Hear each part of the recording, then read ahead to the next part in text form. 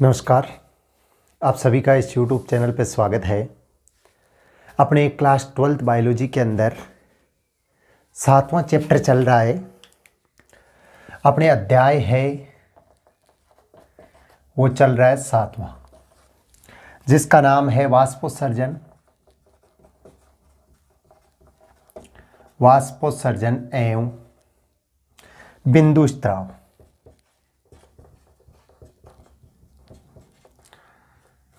देखो, 7वां चैप्टर अपने वाष्पोत्सर्जन एवं बिंदु स्त्राव, इस चैप्टर का ये पार्ट है, वो तीसरा है।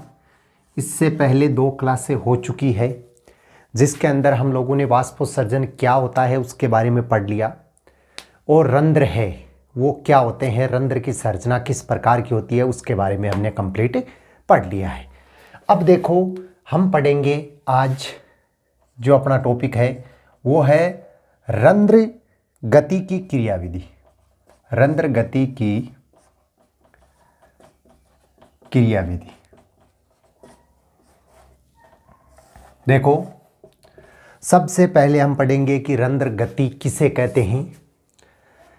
इससे पहले हमने ये पढ़ लिया कि भाई रंध्र होता है, ठीक है, रंध्र की संरचना किस प्रकार की होती है वो हमने कंप्लीट पढ़ लिया, चित्र बना के अच्छी तरह से समझ लिया कि रंध्र जब खुला होता है तब उसकी संरचना किस प्रकार की होती है, और जब रंध्र बंद होता है तब उसकी संरचना है वो किस प्रकार की होती है। मतलब दोनों के बारे में हमने अच्छी तरह से पढ़ लिया कि भाई जब खुलता है तब कैसी होती है और जब बंद होता है तब कैसी होती है, ठीक है। अब हम क्या पढ़ेंगे कि रंध्र कैसे खुलता है और कैसे बंद होता है, ठीक है। अब आज क्या पढ़ेंगे, रंध्र गति की क्रियाविधि किसे कैसे होती है। तो सबसे पहले देखो, रंध्र गति किसे बोलते हैं। एक परिभाषा छोटी सी कि रंध्र गति किसे कहते हैं, कि रंध्र का खुलना और बंद होने की गति को हम क्या बोलते हैं, रंध्र गति बोलते हैं। कैसे, जैसे एक गुब्बारा होता है, उस गुब्बारे में हम हवा भरते हैं, ठीक है, तो गुब्बारा इतना है, हवा भरने के बाद में वो इतना बड़ा हो गया, ठीक है, तो यहां से यहां तक वो क्या हो गई, उसकी गति हो गई, वापिस यहाँ आ गया, वापिस इतना बड़ा हो गया, तो इस प्रकार से वो क्या हुई, उसकी गति हुई, जिसको हम क्या बोलते हैं, रंध्र गति। मतलब रंध्र का खुलना और बंद होने की गति को या क्रिया को हम क्या बोलते हैं, रंध्र गति बोलते हैं, ठीक है। परिभाषा समझ में आ गई होगी कि रंध्र गति किसको बोलते हैं हम, रंध्र के खुल होने और बंद होने की क्रिया को ही हम क्या बोलते हैं, रंध्र गति बोलते हैं। अब हम पढ़ेंगे कि रंध्र गति होती कैसे है, रंध्र की क्रियाविधि है वो किस प्रकार से रंध्र खुलता है और किस प्रकार से बंद होता है। तो देखो, ध्यान से सुनना, बहुत ज्यादा इंपॉर्टेंट टॉपिक है ये। रंध्र गति की क्रियाविधि को समझाने के लिए 3 परिकल्पनाएं दी गई है, ठीक है।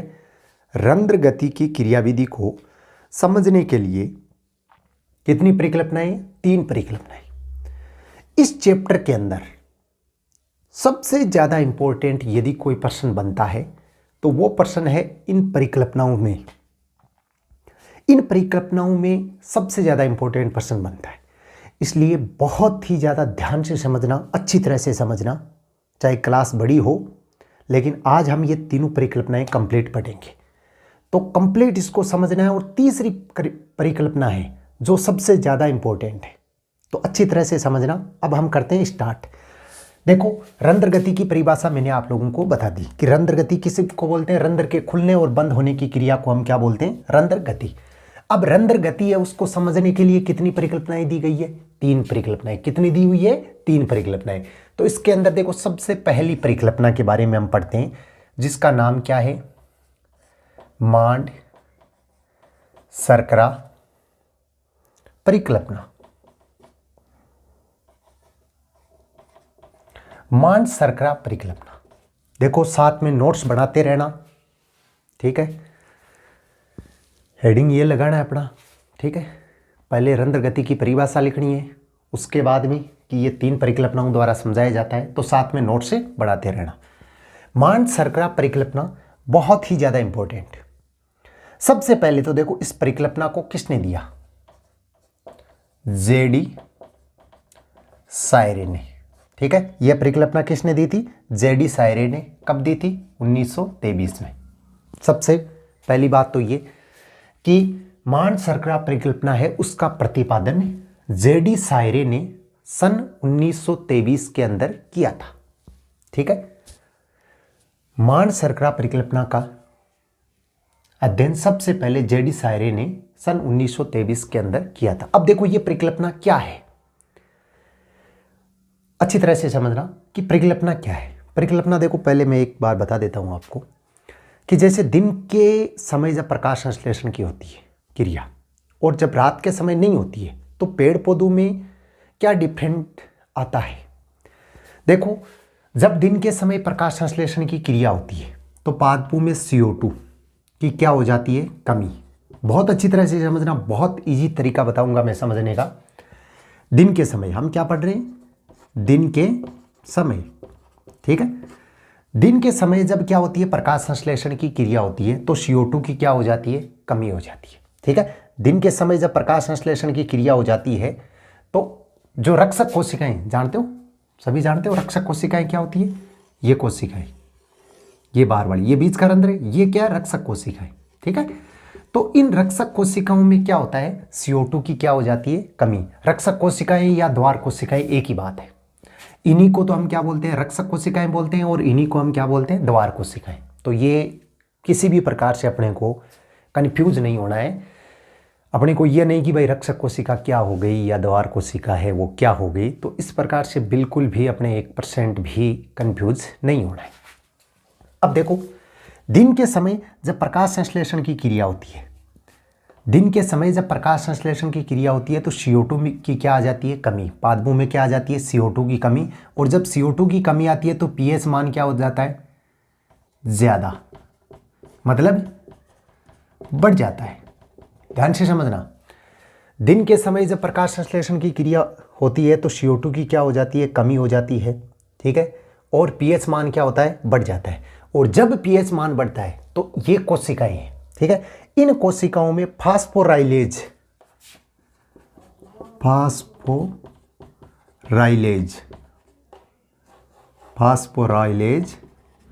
एंजाइम, ठीक है, ये क्या हो जाता है, सक्रिय हो जाता है। देखो, द्वार कोशिकाओं के अंदर एक एंजाइम पाया जाता है। कौन सा एंजाइम पाया जाता है, फास्फोराइलेज एंजाइम। द्वार कोशिकाओं में कौन सा एंजाइम पाया जाता है, फास्फोराइलेज एंजाइम। क्या होता है कि जब दिन के समय प्रकाश संश्लेषण की क्रिया होती है, जब दिन के समय प्रकाश संश्लेषण की क्रिया होती है तो इन द्वार कोशिकाओं में CO2 की क्या हो जाती है, कमी हो जाती है। जब CO2 की कमी हो जाती है तो pH का मान क्या होता है, बढ़ जाता है। pH मान क्या होता है, इनका बढ़ जाता है। और जब pH मान बढ़ता है तो इन कोशिकाओं में फास्फोराइलेज एंजाइम है वो क्या हो जाता है, सक्रिय हो जाता है। ठीक है, क्या हो जाता है, सक्रिय हो जाता है, जिसके कारण स्टार्च है वो किस में बदल जाता है, ग्लूकोज 1 फास्फेट में। ग्लूकोज 1 फास्फेट किस में बदल जाता है, ग्लूकोज 1 फास्फेट में बदल जाता है। और रंध्र क्या हो जाते हैं, खुल जाते हैं। क्या होते हैं, रंध्र खोल जाते हैं। देखो अच्छी तरह से समझना, इसका उल्टा हो जाएगा तब क्या होगा, बंद होगा। सबसे पहली परिकल्पना मान शर्करा परिकल्पना, अच्छी तरह से समझना, सीधा सा ट्रिक बता रहा हूं मैं। मान शर्करा परिकल्पना, ठीक है, किसने दी थी, जेडी सायरे ने। कब दी थी, 1923 में। ठीक है, अब इस परिकल्पना के अनुसार किस प्रकार से रंध्र खुलते हैं और किस प्रकार से बंद होते हैं। अपने को क्या पढ़ना है कि किस प्रकार से रंध्र खुलते हैं और किस प्रकार से बंद होते हैं।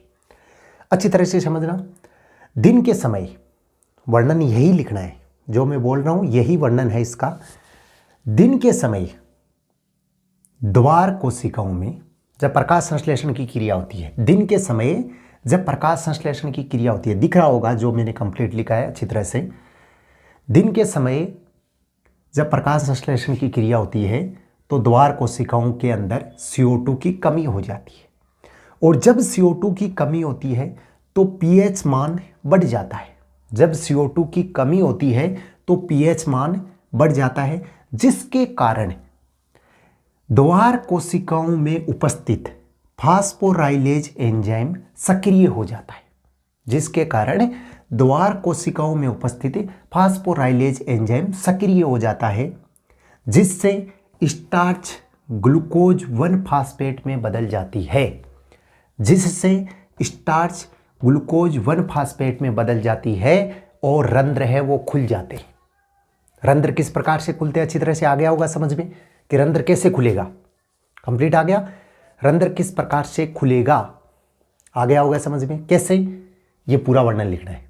कैसे कि जब दिन के समय प्रकाश संश्लेषण की क्रिया होती है तो द्वार कोशिकाओं के अंदर CO2 की कमी हो जाती है, और जब CO2 की कमी होती है तो pH मान क्या होता है, बढ़ जाता है, और जब pH मान बढ़ता है तो द्वार कोशिकाओं में उपस्थित फास्फोराइलेज एंजाइम है वो सक्रिय हो जाता है, और जब फास्फोराइलेज एंजाइम सक्रिय हो जाता है तो स्टार्च है वो ग्लूकोज 1 फास्फेट में बदल जाता है। स्टार्च ग्लूकोज 1 फास्फेट में जैसे ही बदलता है तो रंध्र क्या होते हैं, खुल जाते हैं। ठीक है, अब रंध्र खुल गई। अब बंद कैसे होंगे, बंद इसका उल्टा होगा। कैसे कि जब रात के समय, ध्यान रखना, जब रात के समय CO2 में क्या होगी, बढ़ोतरी। कई बार ये बोला जाता है कि रात के समय पेड़ के नीचे नहीं सोना चाहिए, तो वो क्यों बोला जाता है, क्योंकि रात के समय पेड़ पौधे हैं वो कार्बन डाइऑक्साइड गैस का निष्कासन करते हैं, क्योंकि कार्बन डाइऑक्साइड गैस की मात्रा रात में बढ़ जाती है। अब देखो कि जैसे ये अच्छी तरह से समझ में आ गया होगा कि दिन के समय CO2 की क्या होती है, कमी होती है, तो pH मान क्या हो जाता है, ज़्यादा हो जाता है, और जब pH मान बढ़ जाता है, ठीक है, तो फास्फोराइल एंजाइम है वो क्या हो जाता है, सक्रिय हो जाता है, और फास्फोराइल एंजाइम जब सक्रिय होता है तो स्टार्च किस में बदल जाता है, ग्लूकोज 1 फास्फेट में बदल जाता है, जिसके कारण रंध्र है वो क्या होते हैं, खुल जाते हैं। ठीक है, अब क्या होता है कि जैसे ही अंधेरा होता है या रात होती है, ठीक है, जैसे ही अंधेरा होता है तो ये प्रक्रिया उल्टी हो जाती है। अब इसमें उल्टा में क्या होगा, देखो, जैसे ही रात होगी तो CO2 में क्या हो जाएगी, ज़्यादा हो जाएगी। CO2 क्या हो जाएगी, ज़्यादा हो जाएगी। ठीक है, और CO2 की मात्रा ज़्यादा होगी तो pH का मान ये क्या हो जाएगा, कम हो जाएगा। pH का मान क्या हो जाएगा, कम हो जाएगा, और pH का मान जब कम होगा तो फास्फोराइल एंजाइम है वो क्या हो जाएगा, निष्क्रिय हो जाएगा, मतलब सही रूप से ये काम नहीं करेगा।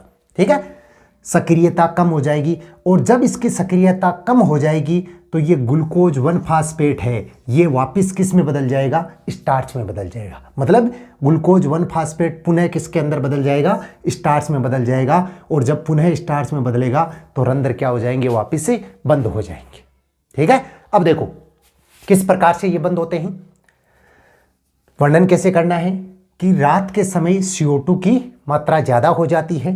जब CO2 की मात्रा ज़्यादा होती है तो pH मान क्या होता है, कम हो जाता है, और pH मान जब कम होता है तो फास्फोराइल एंजाइम होता है उसकी सक्रियता भी कम हो जाती है, जिसके कारण ग्लूकोज 1 फास्फेट पुनः किस में बदल जाता है, स्टार्च में, अर्थात रंध्र क्या हो जाते हैं, बंद हो जाते हैं। ठीक है, तो रंध्र का खुलना और बंद होना समझ में आ गया। अब देखो इसका एक समीकरण भी हमें याद रखना है, किस प्रकार से इसका समीकरण लिखना है, अच्छी तरह से ये याद रखना है। देखो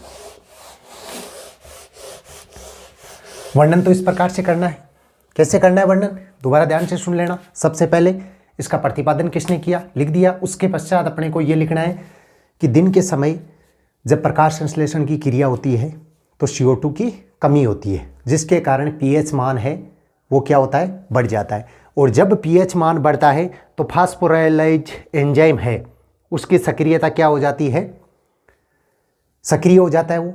ठीक है, और वो सक्रिय होता है तो स्टार्च है ग्लूकोज 1 फास्फेट में बदल जाता है, जिसके कारण रंध्र खुल जाते हैं, और जैसे ही अंधेरा होता है तो ये प्रक्रिया वापस क्या हो जाती है, उल्टी हो जाती है। अब इसके अंदर अपने को क्या लिखना है, अपने को लिखना है मंड प्लस फास्फेट, ये तो क्या करेगा, प्रकाश की उपस्थिति में। ठीक है, प्रकाश की उपस्थिति में किसका निर्माण होगा, ग्लूकोज 1 फास्फेट का निर्माण हो जाएगा, और वापस जैसे ही अंधेरा होगा तो अंधकार में वापस ये क्या हो जाएगा, वापस इसका निर्माण हो जाएगा। मतलब स्टार्च से क्या बनता है, ग्लूकोज 1 फास्फेट बन जाता है। ठीक है, स्टार्च से क्या बनता है, ग्लूकोज 1 फास्फेट बन जाता है, और वापस जब अंधेरा होगा तो ये वापस किसके अंदर बदल जाता है, ग्लूकोज 1 फास्फेट किस में बदल जाता है, स्टार्च के अंदर, मंड के अंदर बदल जाता है। ठीक है, तो ये तो थी अपनी पहली परिकल्पना। अच्छी तरह से समझ में आ गया होगा मांड शर्करा परिकल्पना क्या है, किसको बोलते हैं, कि इस परिकल्पना को किसने दिया था, सन 1923 के अंदर जेडी सायरे ने दिया था। दिन के समय जब रक्षक कोशिकाओं में CO2 की कमी होती है तो pH मान बढ़ जाता है, जिसके कारण फास्फोराइलेज एंजाइम है वो सक्रिय हो जाता है, और जब फास्फोराइलेज एंजाइम सक्रिय होता है तो स्टार्च है वो ग्लूकोज 1 फास्फेट में बदल जाता है, जिससे रंध्र खुल जाते हैं। और जैसे ही अंधेरा होता है तो द्वार कोशिकाओं या रक्षक कोशिकाओं के अंदर CO2 की मात्रा है वो बढ़ जाती है, जिससे pH कम हो जाता है, जिसके कारण फास्फोराइलेज एंजाइम है वो कम सक्रिय हो जाता है। और जैसे ही कम सक्रिय होता है तो ग्लूकोज 1 फास्फेट पुनः किसके अंदर बदल जाता है, स्टार्च के अंदर, मतलब वापस किसके अंदर परिवर्तित हो जाता है, स्टार्च के अंदर परिवर्तित हो जाता है। तो ये तो था अपना पहली परिकल्पना, मांड शर्करा परिकल्पना। अब देखो सेकंड परिकल्पना, इसके पश्चात दूसरी परिकल्पना पढ़ते हैं हम।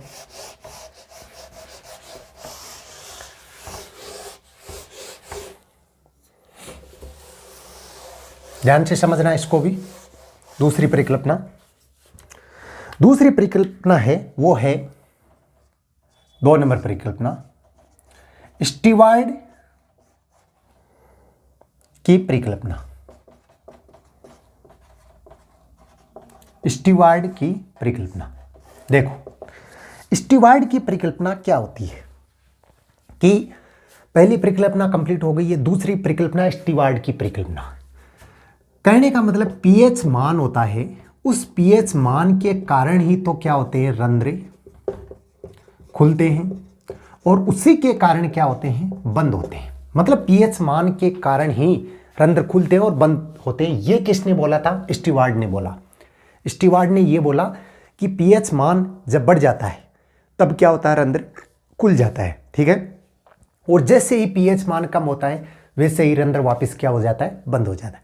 अर्थात ये पूरी प्रक्रिया किस पर डिपेंड होती है, pH मान पर ही डिपेंड होती है। ठीक है, तो देखो इसने क्या बोला, इसने ये बोला कि जैसे ही द्वार कोशिकाएं हैं उनका क्या होता है, pH मान बढ़ता है।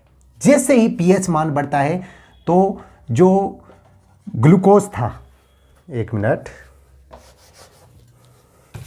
जो ग्लूकोज 1 फास्फेट, ठीक है, जो ग्लूकोज 1 फास्फेट बना था इससे पहले वाली परिकल्पना में, ये किसके अंदर बदल जाता है, ग्लूकोज 6 फास्फेट में। किस में बदल जाता है, ग्लूकोज 6 फास्फेट में बदल जाता है, और वापिस ये किसके अंदर बदल जाता है, ग्लूकोज के अंदर बदल जाता है। तब तो क्या होता है, रंध्र खुल जाते हैं।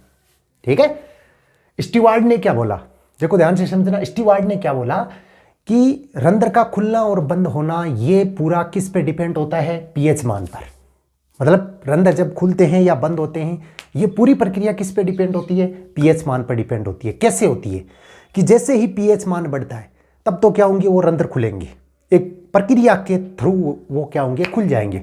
और जैसे ही pH मान कम होगा तो रंध्र वापस क्या हो जाएंगे, बंद हो जाएंगे। कैसे कि जैसे ही pH मान बढ़ता है तब ग्लूकोज 1 फास्फेट कैसे बना था, हमें पता है कैसे बना था ग्लूकोज 1 फास्फेट, कि जैसे CO2 की मात्रा बढ़ती है pH मान भी बढ़ जाता है, सॉरी CO2 की मात्रा कम होती है pH मान बढ़ता है, फास्फोराइलेज एंजाइम है वो सक्रिय होता है, तब ग्लूकोज 1 फास्फेट में बदल जाता है। और ये ग्लूकोज 1 फास्फेट आगे चलता रहता है, आगे चलकर किस में बदल जाता है, ग्लूकोज 6 फास्फेट में। किस में बदल जाता है, ग्लूकोज 6 फास्फेट में। और ग्लूकोज 6 फास्फेट से वापस वो किस में बदलता है, ग्लूकोज में बदलता है। तो ये ग्लूकोज 6 फास्फेट में बदलता है, तब रंध्र क्या होता है, खुल जाता है। तब क्या होता है, रंध्र खुल जाता है। और यही ग्लूकोज 6 फास्फेट यदि स्टार्च में बदल जाता है, ध्यान से सुनना, किस में, यदि स्टार्च में बदल जाता है तब वापिस रंध्र क्या हो जाएगा, बंद हो जाएगा। वापिस क्या हो जाएगा, बंद हो जाएगा। तो इसके अंदर भी देखो कुछ समीकरण हैं जो हमें लिखने हैं। कौन कौन से समीकरण है, जो मैंने अभी बोला ये तो क्या करना है, इसका वर्णन करना है। वर्णन करने के बाद में इसके अंदर कुछ समीकरण